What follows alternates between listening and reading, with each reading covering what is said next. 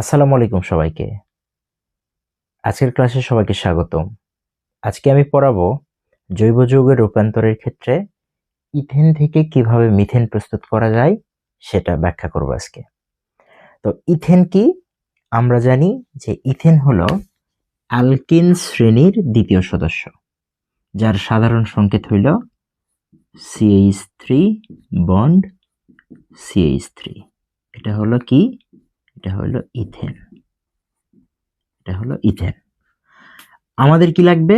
আমাদের লাগবে methane. Methane কোনটা? মিথেনের সংকেত হলো CH4। তাহলে এইটা হলো মিথেন। আচ্ছা, আমরা আজকে এইটা পূর্ণভাবে আমরা এটা শিখবই যে আমরা কিভাবে এই ইথেন থেকে মিথেন প্রস্তুতি করতে পারি। এখানে দেখা যাচ্ছে ইথেন হলো 2 কার্বন বিশিষ্ট অ্যালকেন আর মিথেন হইল 1 কার্বন বিশিষ্ট অ্যালকেন। ইথেন কয় কার্বন? 2 কার্বন। মিথেন কয় কার্বন? 1 কার্বন। তাহলে আমি যদি ইথেন থেকে মিথেন প্রস্তুত করতে চাই তাহলে নিশ্চিতভাবে আমাকে 1 কার্বন কমাইতে হবে।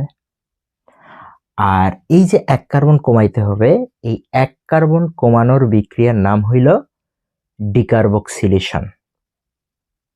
তাহলে আমাদের এই বিক্রিয়াটা নিশ্চিতভাবে যেটা করতে হবে সেটা হচ্ছে ডিকার্বক্সিলেশন বিক্রিয়া, অর্থাৎ 1 কার্বন কমানোর বিক্রিয়া। তাহলে আমি এখানে লিখব যে কি আছে? ইথেন আছে। তো প্রথমে আমাকে এই ইথেন আমাকে লিখতে হবে। ইথেন আমাকে লিখতে হবে। তো ইথেন ইথেন মানে কি? অ্যালকেন। তো অ্যালকেন কি কারোর সাথে বিক্রিয়া করে? সহজে তো কারোর সাথে বিক্রিয়াই করে না। তাহলে ও ক্লোরিনের সাথে বিক্রিয়া করতে পারে। তো ক্লোরিনের সাথে যদি ও বিক্রিয়া করে, ক্লোরিনের সাথে যদি বিক্রিয়া করে ইউভি রশ্মির উপস্থিতিতে, এখন ইউভি রশ্মির উপস্থিতিতে সে যদি বিক্রিয়া করে তাহলে সে উৎপন্ন করে অ্যালকাইল হ্যালাইড, অর্থাৎ CH3 CH2 Cl আর HCl। এই যে এখানে CH3 আছে, CH3 লিখছি, CH3 ছিল, আমি CH2 লিখছি, তাহলে একটা হাইড্রোজেন লিখি নাই। আর এখানে ক্লোরিন ছিল 2টা, একটা ক্লোরিন লিখছি, তাহলে এখানে কিন্তু একটা হাইড্রোজেন আছে আর এখানে একটা ক্লোরিন আছে, এই মিলে হয়েছে HCl। এই যে এটা হইলো, এটার নাম হলো ইথাইল ক্লোরাইড। এটার নাম হইলো কি? এটার নাম হলো ইথাইল ক্লোরাইড। ইথাইল ক্লোরাইড, অর্থাৎ এটাকে আমরা বলি অ্যালকাইল হ্যালাইড।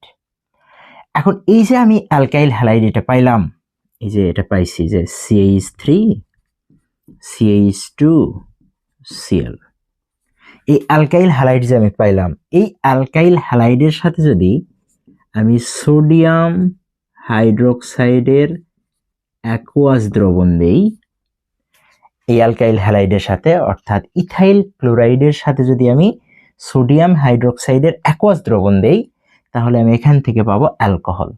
তাহলে অ্যালকোহলের 2 কার্বনের অ্যালকোহল কি? Ethanol, CH3OH।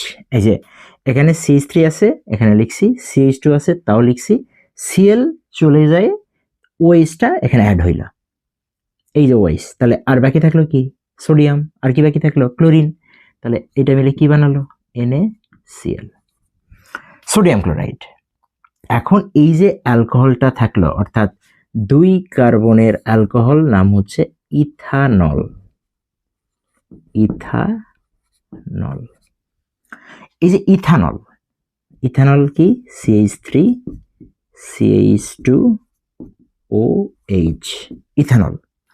এখন এই ইথানলকে আমি এখন জারণ করব। কি দিয়ে? জায়মান অক্সিজেন দিয়ে।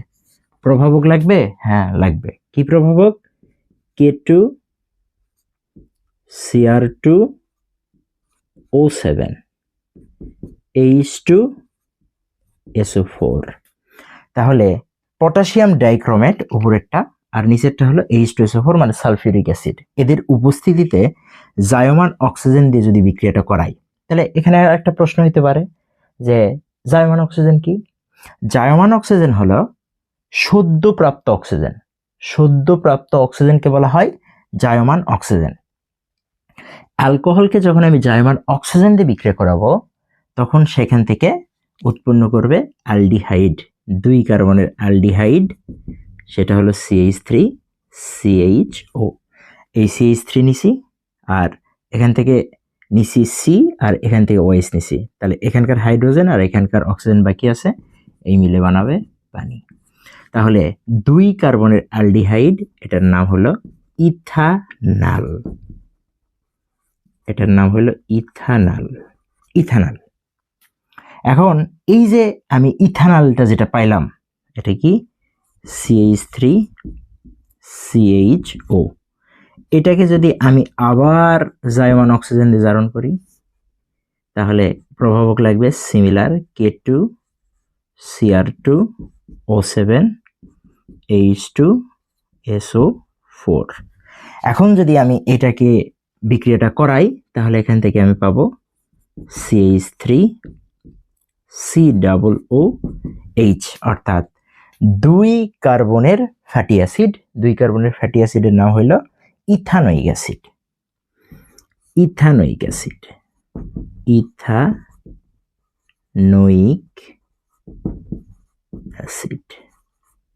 ওকে, আমি ডিকার্বক্সিলেশন বিক্রিয়া করাতে যাচ্ছি, 1 কার্বন কমানোর বিক্রিয়া করাইতে যাচ্ছি।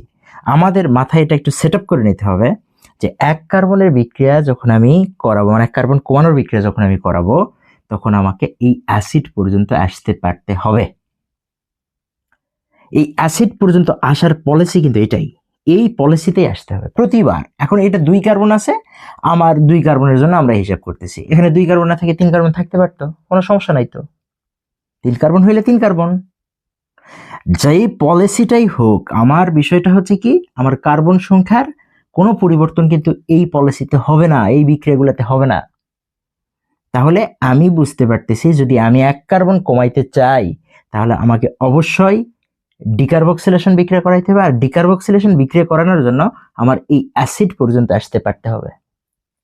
এই অ্যাসিড পর্যন্ত যখন আমি আসলাম তখন আমি লিখলাম CH3COOH, এটার সাথে আমি আবার সোডিয়াম হাইড্রোক্সাইড দিব। এই সোডিয়াম হাইড্রোক্সাইড দিলে এখান থেকে উৎপন্ন হবে CH3COONA। এই যে এখান থেকে H বের হয়ে গেল, সোডিয়াম অ্যাড হইল, প্লাস তাহলে এখানে থাকলো কি OH আর এখানে থাকলো H, এই মিলে হলো H2O। এই যে এখানে আছে না CH3COONA, এটার নাম হলো সোডিয়াম ইথানয়েট, এটার নাম সোডিয়াম ইথানয়েট।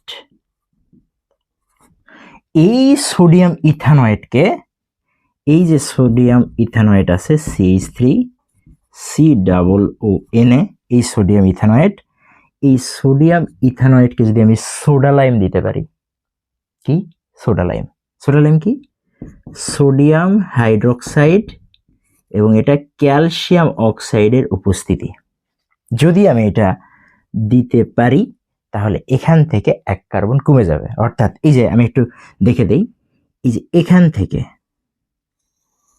এই পর্যন্ত একটা যোগ হবে প্রতিবার, অর্থাৎ 2 কার্বন আছে তাই এখান থেকে এই যে CH3 আর H মিলে হইল CH4, আর প্লাস এখানে Na 2টা আছে তার মানে Na2, আর CO অক্সিজেন 3টা আছে, এই হলো CO3, এটার নাম হলো সোডিয়াম কার্বনেট। আর এই যে এটা তৈরি হইল এটাই হলো মিথেন, অর্থাৎ 1 কার্বন কমে গেল। এই বিক্রিয়াটাই হলো ডিকার্বক্সিলেশন বিক্রিয়া, এবং এই বিক্রিয়া করার জন্য আমি যে ধাপ অনুসরণ করছি, এই ধাপগুলো যদি কোনো স্টুডেন্ট, তোমরা যারা দেখবা, যদি তোমরা মনোযোগ সহকারে ক্লাসটা করো, আমার মনে হয় এই অধ্যায়ের যাবতীয় যত বিক্রিয়া আছে মোটামুটি ডান হয়ে যাবে।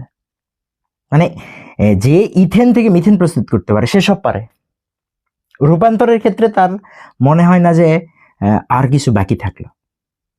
তো আশা করি এটা বোঝা গেছে। তো এই পলিসি আমি যেভাবে রূপান্তরগুলো একটার পর একটা স্টেপ দেখালাম, এগুলো একটু সুন্দর করে তোমাদের প্র্যাকটিস করতে হবে, তাহলে তোমরাও পারবা। কঠিন জিনিস না, এটা সোজা জিনিস। তো ঠিক আছে, ভালো থাকো সবাই, দেখা হবে পরের অন্য কোনো ভিডিওতে। সে পর্যন্ত ভালো থাকো। আসসালামু আলাইকুম।